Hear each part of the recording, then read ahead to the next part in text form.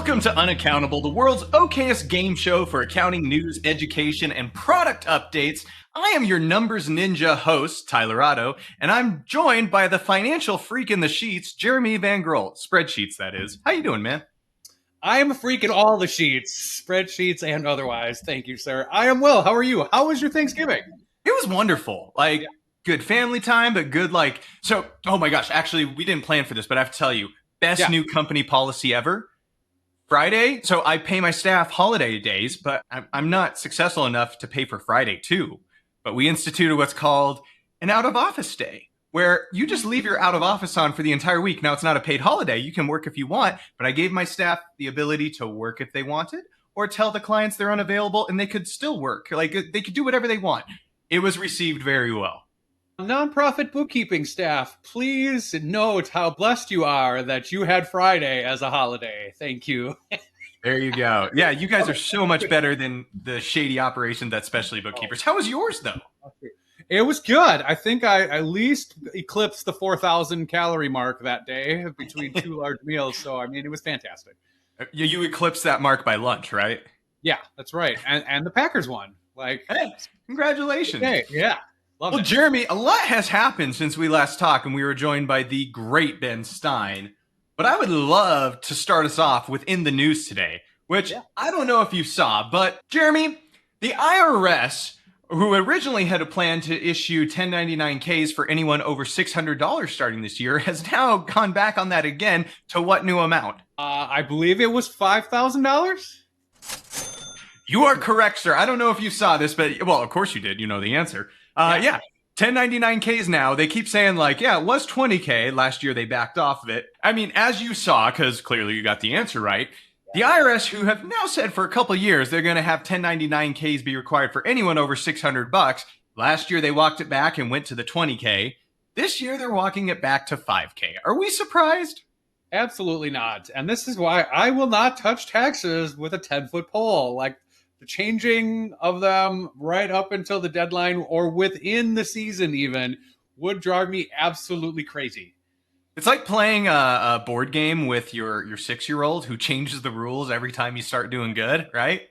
Right. I win. But why? Because the game's called I Win. That's right. Yeah.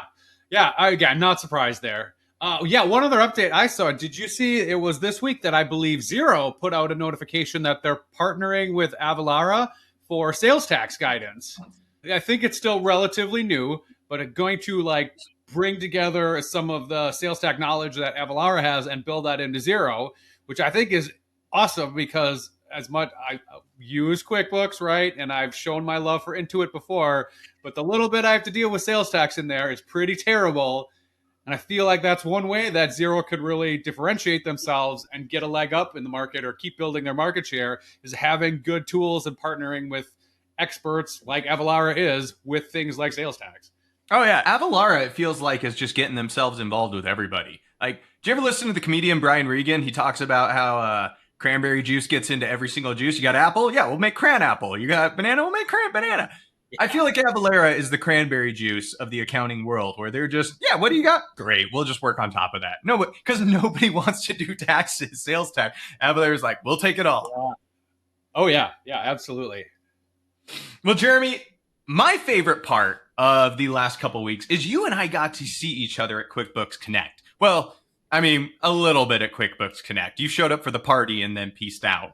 But I want to go back over some of the key updates from QuickBooks Connect that I think are really going to impact us. Could I at least put forth the argument that the day that I was there was the party because I was there? Like, the rest of it could have been a party, but I was not there. It was really the most planning we had to do because we went out with a bunch of firm owners. Then there was a party for Anchor, and then we had dinner with Bookkeep, and then a party for Right Tool, and then off to Ignition. Like, it was work having to go get that many free drinks. Yeah, absolutely. Jeremy, we're going to play a game I call Missed Connection, where we're going to go over some of the key highlights from QuickBooks Connect that you missed. Ooh, that's fantastic. This sounds like a Christmas rom-com or something. I love it. It'll be right on par. So, Jeremy, first question for you on QuickBooks Connect. It was easily the most celebrated improvement at QBC, Accountants can now apply templates of what to their clients? Ooh, templates of what to their clients? Chart of accounts templates? You Ooh. are correct. Yes. How Yes. exciting is it that we now no longer have to go in and manually manipulate the chart of accounts every single time when you add a client? When I know I'm heading a hotel client, I know what I want it to be. And I don't want the 25 standard accounts QuickBooks put in there. And now I've got to merge in my own and then merge them all together and get rid of the junk ones. No, we can actually apply templates. Have you played with this yet? I have not. And this is live now? That is fantastic. If you on your firm, if you go in to accountant tools, there now should be chart of account templates. Now, here's where it even gets more exciting. Because first I was like, oh, cool. I've got one for my construction clients. I got one for my hotels, got one for my lawyers. But then I realized you can apply multiple templates to a client. So you could have just a meals template and just a fixed assets template.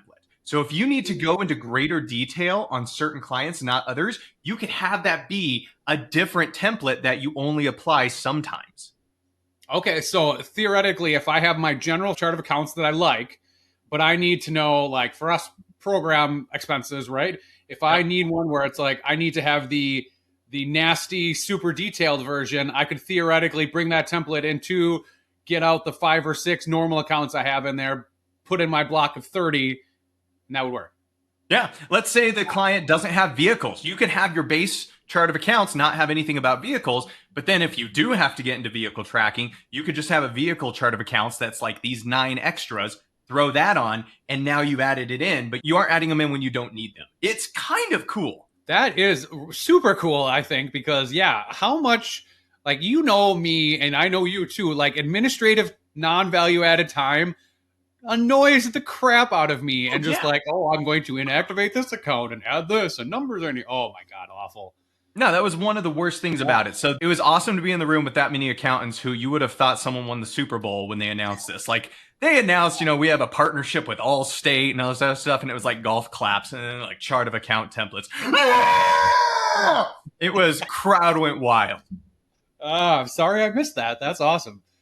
Jeremy, question number 2. To the enjoyment of much of the room, QBO users will finally be able to allocate expenses from what Intuit product?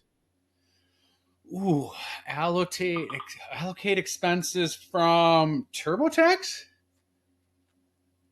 Think a little bit more. What's our least favorite Intuit product? QuickBooks Time? QuickBooks Payroll. I'm going to give it to you. All right, yeah. Yes, so now we can finally do allocations in QuickBooks Payroll, which makes the pain a little less severe now when I hear a client has that, because sometimes when you needed to move money around, it was an act of God and Congress, and those two don't get along, to be able to move allocations between accounts. Wow, that is welcome news, right? Because in nonprofit space, we need to do that all the time between like fundraising and administrative costs and program. However, like with this, if we're going to able to like click on a paycheck and actually see the accounting behind it, could that be part of this? That would be fantastic as well.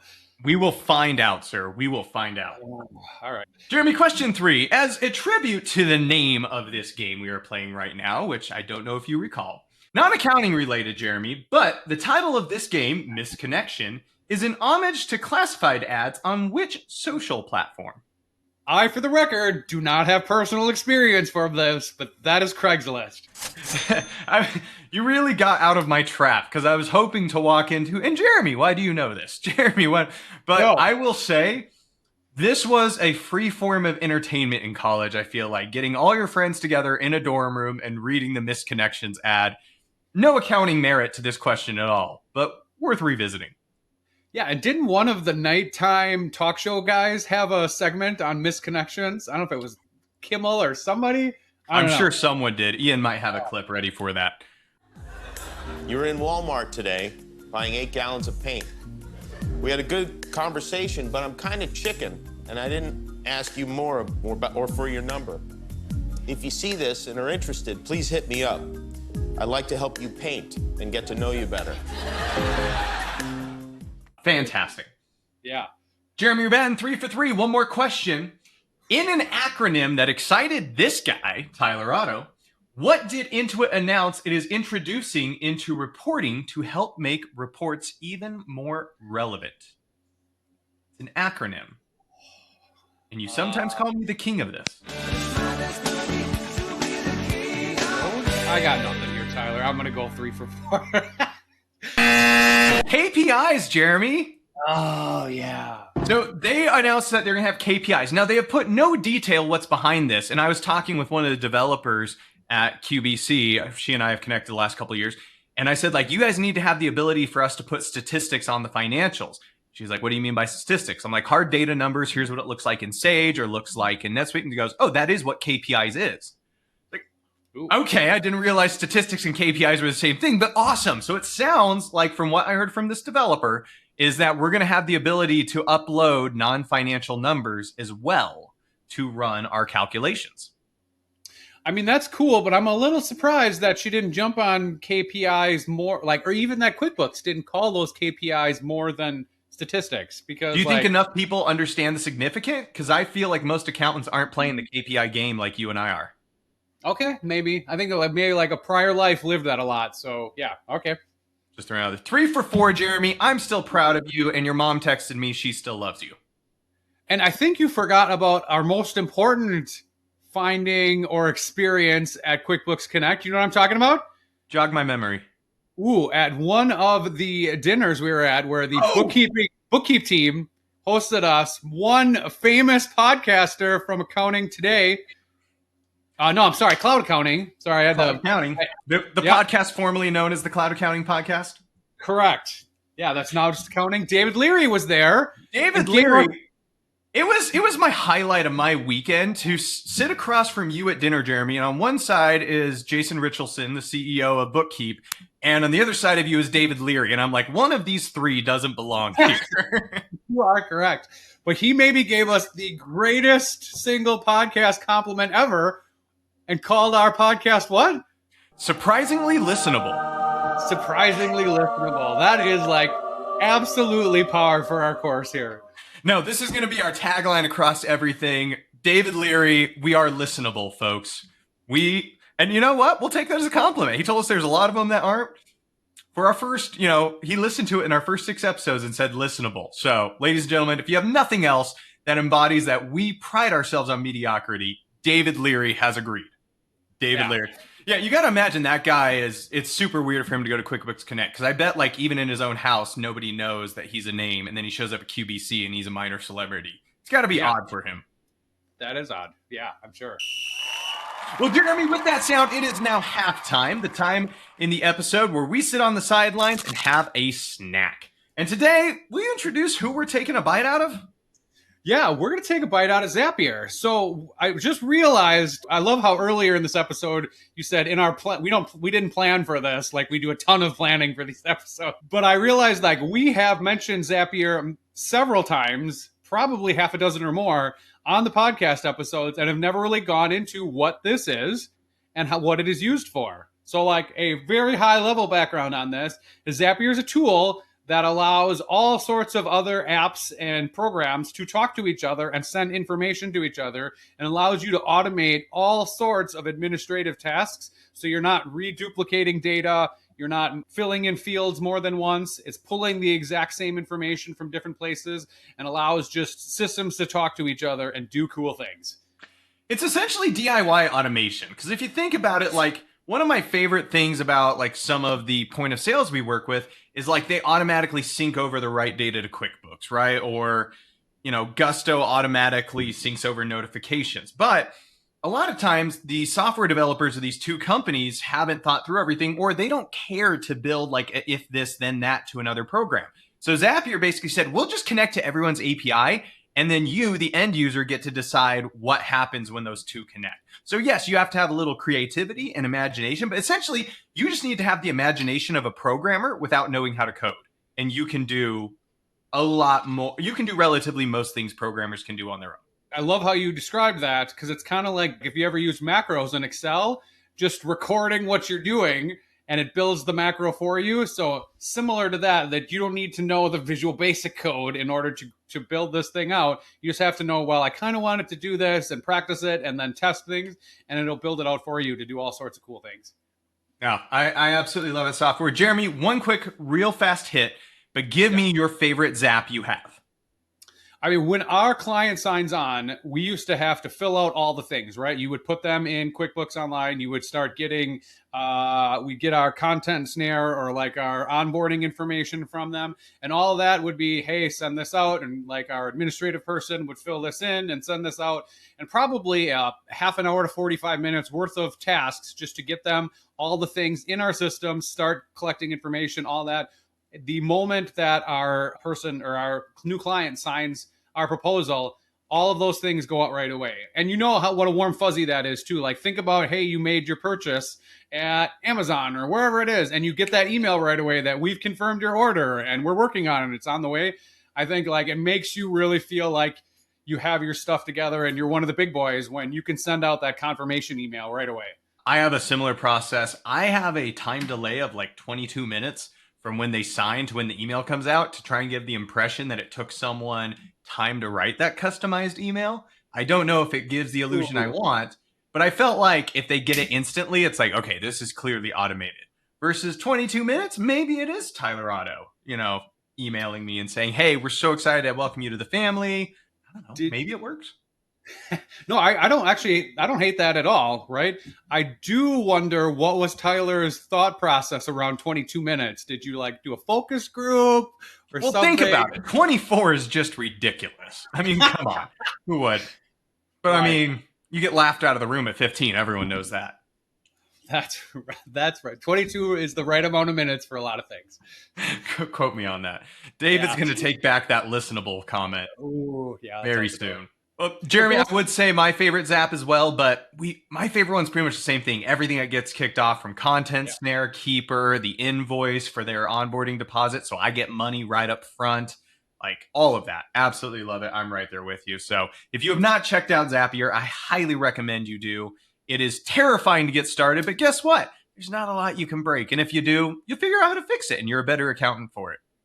Right, and the pricing is completely reasonable. I think their lowest, there's a free plan, which we don't have, so I don't know what the limitations are off the top of my head. But the next one's like $20 a month, right? And you can get things and play with it for that price point, saving that, if you sign one client a month and save 45 minutes of setup work or an hour of setup work, you've more than double paid for that. All right, well, Jeremy, that brings us to our third game, and we're bringing back one of my favorites, Updates and Updog. I'm not doing it, Tyler. Not doing it. Ian, drop that clip.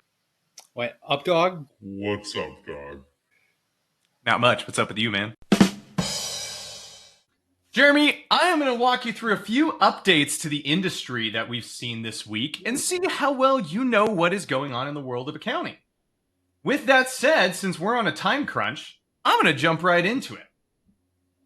First question, the IRS will be resorting to what method of communication in order to collect feedback on e-filing, due diligence requirements, data security, electronic document submission, and other stuff? How will they be resorting to communicating with their user base? It's got to be fax, right? I'm sorry, they are doing random phone calls to tax preparers.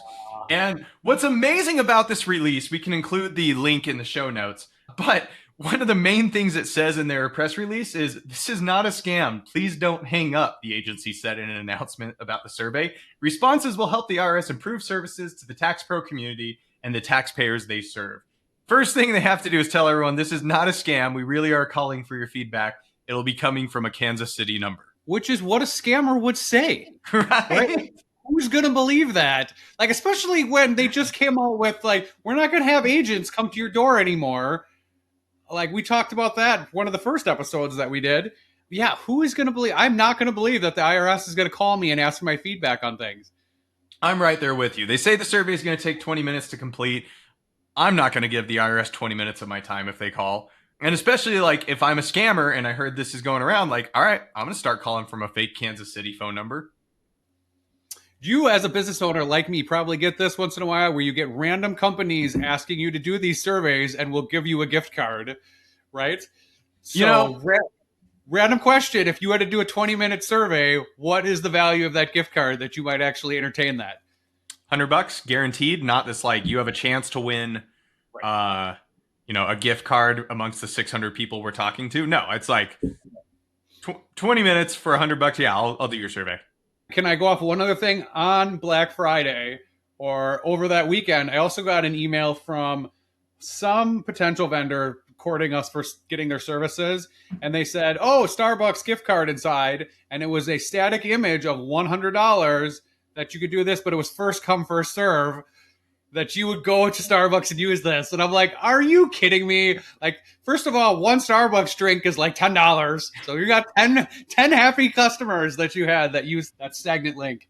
That would make me hate a company even more, not want to spend money with them. Yeah. Jeremy, question number 2. Which government agency just appointed a new chief technology officer? They'll begin their job early 2024, but they just appointed them at this time when the agency is getting a large influx of funding. I would want to go with Space Force here because I feel like we have an accounting podcast. That's probably not the right answer. IRS? Go on. No. Yes, sir. New chief technology officer, which part of me is like maybe hopeful. They're getting all this money. They're, getting fresh blood in there to maybe make the process easier of getting information in. But then I looked at the person's resume because they tout it. And this person has a long history of working for the government. And that doesn't bode a background of pushing the bounds of technology. So I'm cautiously optimistic, but not holding my breath. Yeah, nothing like fresh thinking, right? Ugh. So we'll see what happens. Best of luck to you, Rajiv Uppal, but you got a lot of work to do. And this is one of those things when the government gets that funding, it's like that episode of The Office where Michael Scott, gets a surplus and he has to spend it or lose it. It's like if the IRS wastes this opportunity when they get all this money to actually do anything meaningful, they're not going to get it again. Oh, yeah, absolutely. And it happens every time, or it gets cut right away. Yep. Like how... We've talked about this before too. How do your biggest revenue channel as a country not get excess funding to make sure you maximize that revenue? It's not like we have a $7 gajillion trillion deficit right now, right? Jeremy, last question. Within 5%, the answer I'm looking for, you have a 5% plus or minus window to get this right. All right. According to a study from Robert Half reported on Going Concern, almost blank of surveyed remote accounting and finance workers surveyed had left their employer voluntarily in the last 24 months. So accounting workers that are completely remote, what percent or almost this percent has voluntarily on their own left one of their jobs in the last 24 months? Well, 35. Sorry, it's almost half. 47%. 47%, which is interesting, and we can include this article link as well. But if you look at it, they're looking at employees ages 18 through 38, and they're looking at turnover rates. And entirely remote jobs had the highest voluntary turnover compared to hybrid and on-site. 47% for remote, 23% for on-site. Now, this begs the question, is this a factor of remote companies like yours and I, or is it the fact that some companies, particularly big players in this company for outsourced online bookkeeping, just churn and burn people and they don't have the company culture you and I have? Yeah, I mean, that is intriguing. And that's exactly where my brain went when you said that is that nature of the work environment that you're working from home, or is that because these larger companies don't take the time that I know you do and I spend a ton of time just trying to be engaging with our employees and make any kind of connections. And like you said, your Black Friday policy that you had, be creative and get people involved and bought into the organization. So that's interesting. I also kind of wonder, is it something too of the younger population? So you said it was only through 38, right? I feel me, not you. Just want to point that out.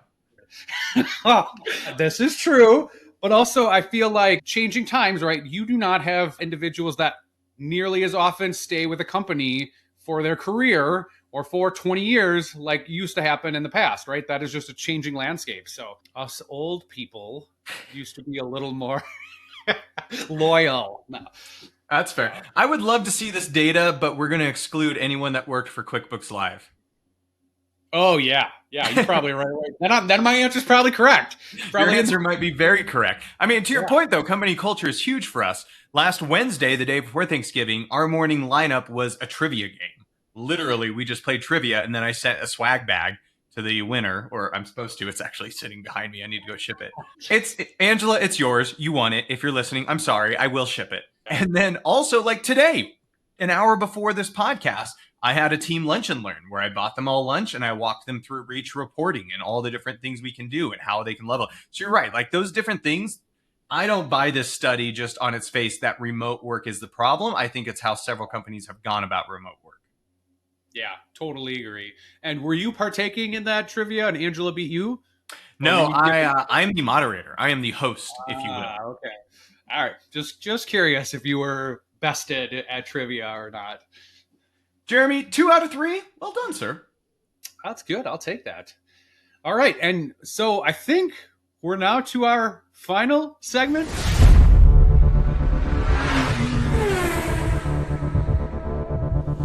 Welcome to Fast Figures. 10 questions, 1 minute-ish. All answers are numbers. The game starts now. Tyler Otto, are you ready? Bring it on. I really leaned into a theme this go around, so I'm excited to see how we go here. All right, let's get some time on the clock. All right, what year was our beloved spreadsheet tool Excel released? 1987, same year as Princess Bride. Japanese artist Tatsuo Horiuchi uses Excel to make exquisite works of art. How old was he when he started doing this? 12? The famous Simpsons nuclear power tycoon Montgomery Burns' catchphrase is excellent. How many spots does he have on the bald portion of his head? 3? How many worksheets does a new Excel workbook have in it by default? Okay, nowadays it's 1, but I think the answer you're looking for is 3. The Minnesota Wild hockey team plays at the Excel Energy Center in Minnesota. Oh, yeah. Within 1,000, what is the seating capacity at this arena? 22,001. How many rows are available to be used in Excel right now? 69,803? The car 83,000. 83,000 something. The car with the fastest acceleration from 0 to 60 miles an hour does this in what amount of time? I know it's fast figures. 2.8 seconds. No, 1.9 seconds. As of June 2023, how many functions does Excel have available? 640. According to Nike.com, name one waist measurement in inches that would be in their range of Excel men's bottoms. 38.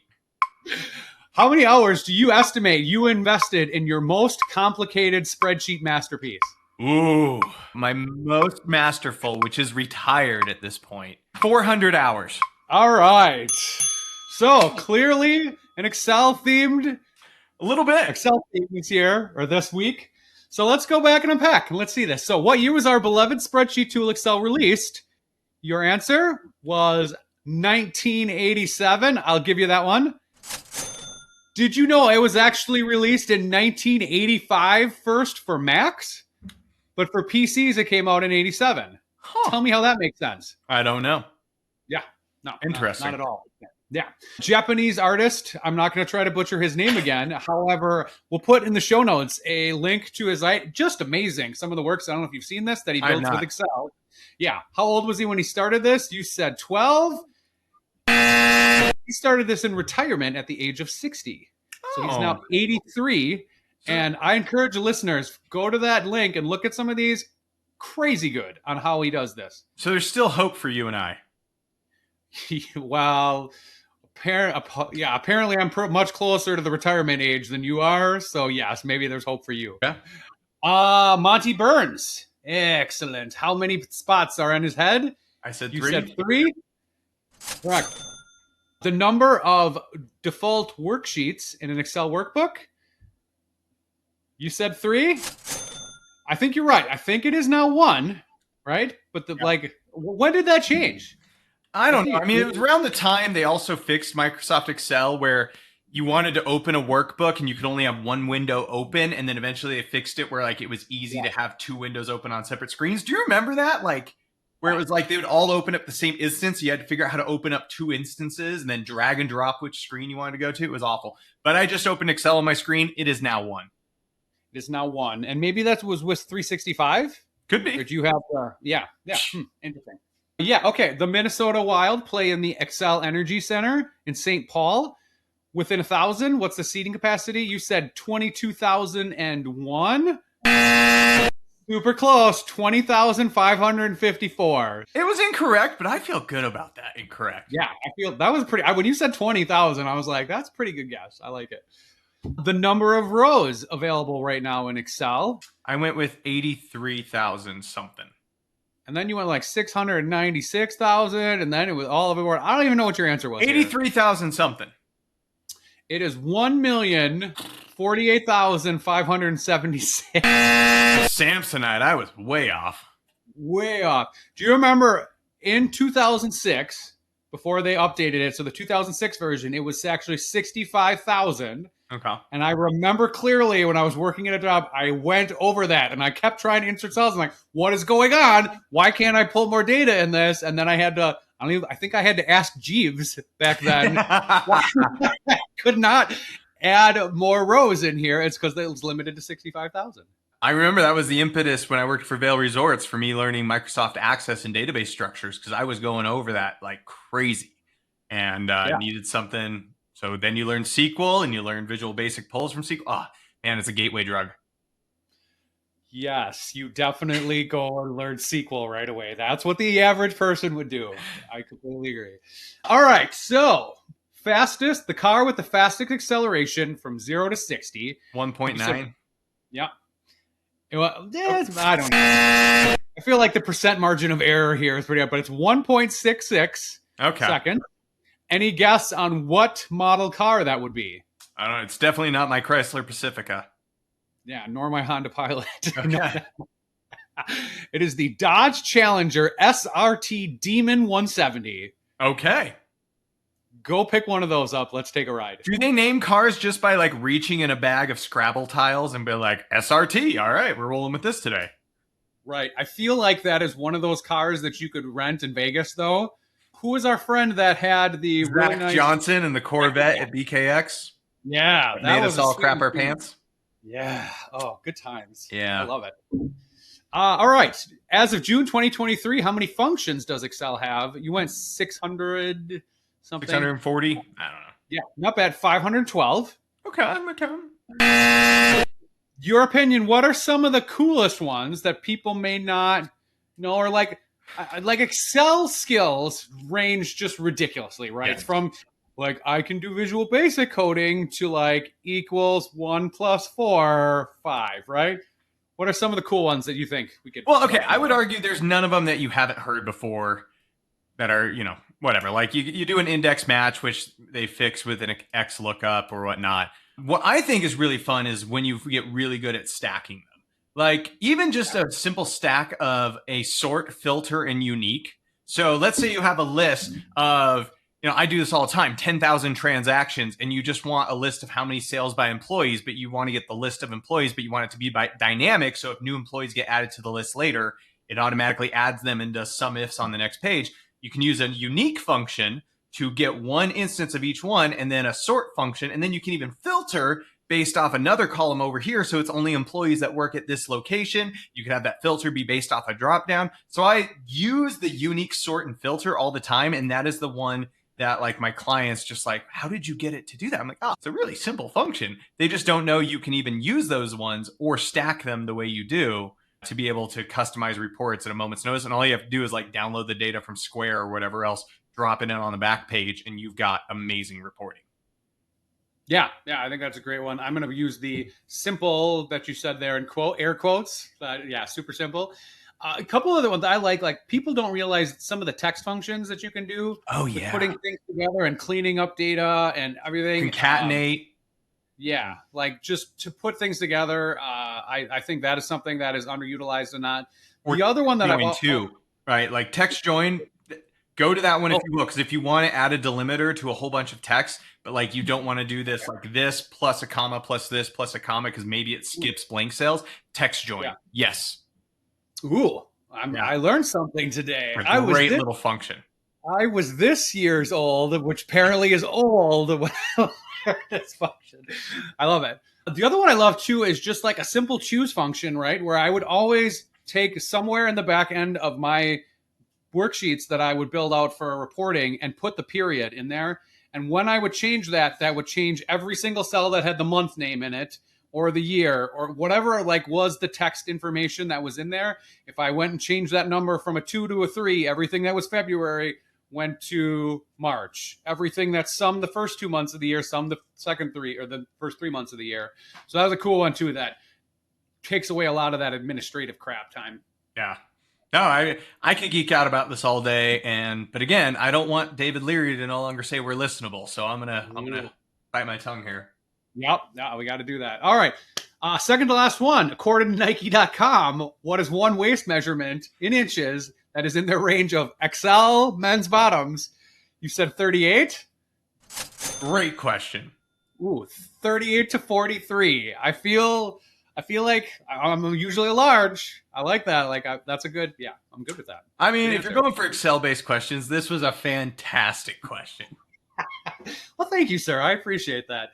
The last one. How much time do you invest in your most complicated spreadsheet masterpiece? So I said 400, and I know that's correct because it's mine. Right. But to answer this question, so Reach Reporting, the reason I gush about them, I actually started a software, a program written in VBS, VBA, and JavaScript.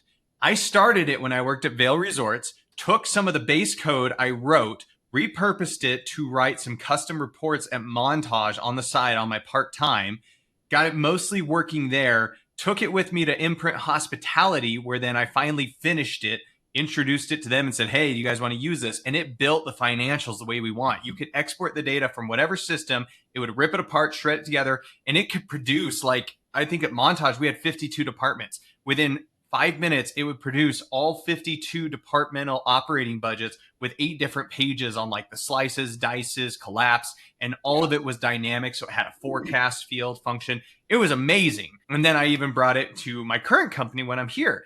Problem is QuickBooks kept changing stuff, and then DataDeer was awesome for feeding it, and then DataDeer got bought up, and QuickBooks broke that, and I was having a hard time getting the data in a format I needed.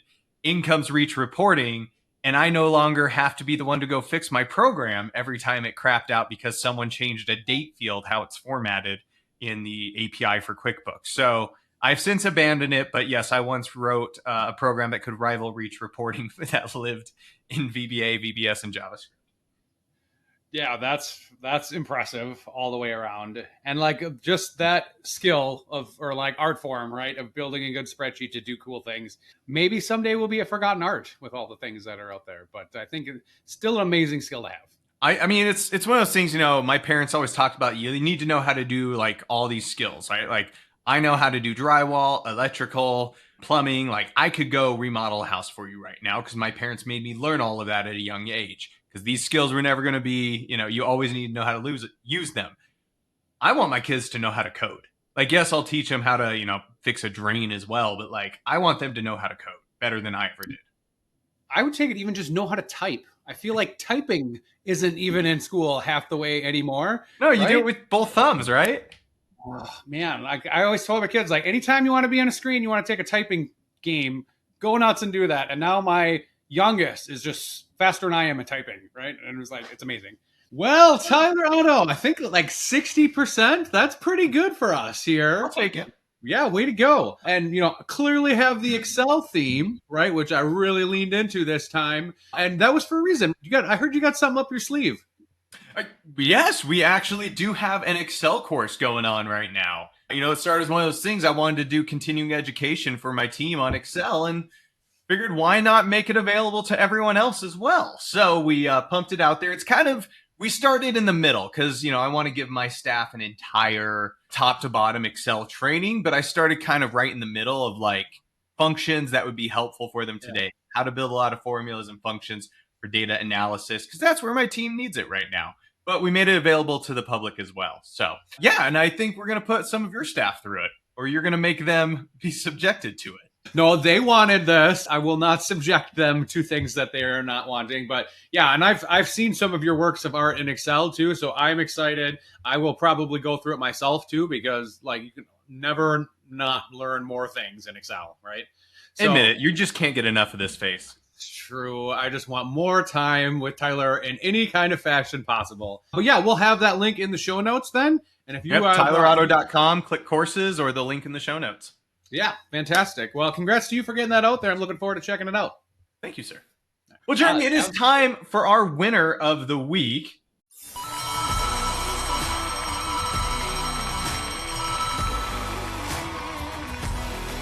Yeah, so winner this week. We have given Intuit their lumps, right? But right now they introduced this week that TurboTax users, we're going to put them as our winner of the week because they've expanded their support both to include virtual and local specialists and have a generative, that's a hard word, AI support built into that as well. So like tons of different options for those out there that want to prepare their taxes, kind of self-prepare or like own that process. And I got to think like that is a good thing, just having more options out there available to you. And as you know, as a tax preparer, probably 90% of 1040s and things you file out there, super easy, right? Like people have W-2s and a couple other statements, throw it in there and good. But most of the questions aren't even like, is this allowed or can I deduct this? It's like, how in the system do I get it to like the 4562 for depreciation is tying back to their Schedule A for their home office deduction or whatever, and not like to the Schedule C or something. And like, how do I get it to map? Like, that's usually what all these questions we have are for the tech stack. So hopefully this helps. I will say, though, they're selling the expanded support of local specialists, but yet they're sending out letters like this that I got saying, hey, we're hiring for anyone to help us with tax stuff. Do you want a job? So they're selling people they don't have yet, in my opinion. I'm sure that's the case. But hey, come on. They got like 3 months before really things ramp up. It's good. Yeah, they're fine. And for a loser of the week, sir? Loser of the week, I'm going to go EV enthusiast or electronic vehicles. So I don't know if you're familiar with the company Fiskars, but they're one of those new budding Tesla wannabes out there making EV vehicles. And in the last month, they have plowed through 2 chief accounting officers and have some litigation pending that they have produced inaccurate financial reporting that has been given to the SEC in the market. So there is potentially some accountants in some hot water there. And as a result, their stock is down like 60% in a month. That's a pretty big hit. When you see a client has plowed through 2 CAOs, and I mean, the question being, did they leave of their own volition, or were they fired, or were they fired as scapegoats, right? Like they brought them in and then immediately said, like, you're fired, and like, see, it was their fault. Yeah. But I mean, this is like, would you ever take them on as of a client if you were big enough, Jeremy? Because I think of this as like the firm owner, for the size we're working at, that says like, well, I had a bookkeeper last month and the month before that, I got rid of them. Like, who would want to take on this work? This is red flag alert central. Oh, yeah. I've made that mistake one time where I had a client that just trashed their prior bookkeeper. And it was one of the 2 that we've ever found that seriously had some kind of fraud going on. And we can't prove anything, but have it there. And we need to excuse ourselves from the situation. But I never made that mistake again. If they completely bash their prior financial partner, I tell our salesperson, or if I'm involved with that, nope, we are not interested and not the right partner for you. Brutal. Well, good luck to that company. I don't know how you come back from that. Yeah. Well, Jeremy, that is all the time we have for this week. So until you and I don't know, half-heartedly connect at the next conference, enjoy your holiday season, sir. Our next episode is our last one that's going to post of the year. Get festive. Yeah, we're going to have to pull out all the stops. It'll be fantastic. All right. Until next time, sir.